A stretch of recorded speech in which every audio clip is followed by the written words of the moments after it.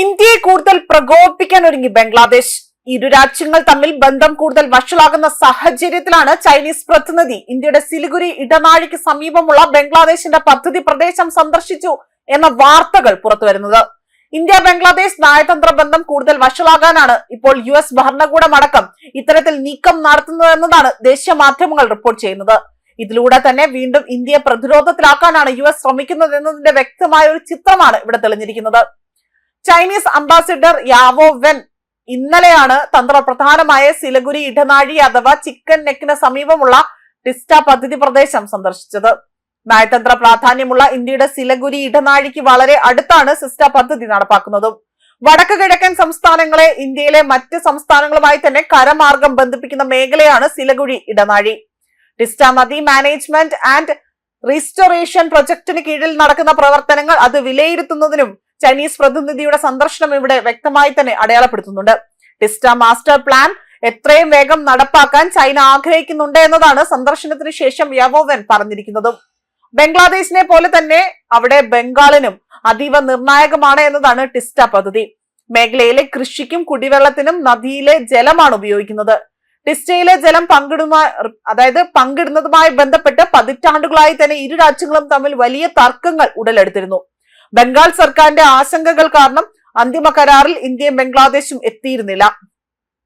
മുഹമ്മദ് യൂനസ് നേതൃത്വം നൽകുന്ന ഇടക്കാല സർക്കാർ അവിടെ അറിയിച്ചതനുസരിച്ചുകൊണ്ട് ടിസ്റ്റ നദി സമഗ്ര മാനേജ്മെന്റ് പുനരുദ്ധാരണ പദ്ധതിയുടെ ഭാഗമായ സാങ്കേതിക വിലയിരുത്തലുമായി ബന്ധപ്പെട്ടായിരുന്നു ഈ സന്ദർശനം നടത്തിയിരിക്കുന്നത്.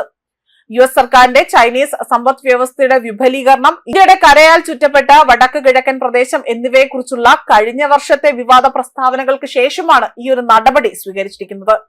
ഇത്തരം പ്രസ്താവനകൾക്കെതിരെ ഡിസംബറിൽ ധക്കയിലും മറ്റ് ബംഗ്ലാദേശ് നഗരത്തിലെ ഇന്ത്യൻ നയതന്ത്ര സ്ഥാപനങ്ങളെ ലക്ഷ്യമിട്ടൊരുക്കിയ ഇന്ത്യൻ വിരുദ്ധ പ്രതിഷേധങ്ങൾ വലിയ വാർത്തകളിൽ ഇടം പിടിച്ചിരുന്നു. രംഗപൂരിലെ തൊപ്പാമൂർ താലൂക്ക് പ്രദേശത്താണ് ഈ പദ്ധതി പ്രദേശം അദ്ദേഹം സന്ദർശിച്ചിരിക്കുന്നത്. അതേപോലെ തന്നെ ജലവിഭവ ഉപദേഷ്ടാവ് കൂടി അദ്ദേഹത്തിനൊപ്പം ഇതിൽ പങ്കെടുക്കുകയും ചെയ്തിരുന്നു. മാത്രമല്ല എത്രയും വേഗം തന്നെ ഈ പദ്ധതി നടപ്പാക്കാൻ ചൈന ആഗ്രഹിക്കുന്നതായും തന്നെ അവർ വ്യക്തമാക്കുകയാണ്.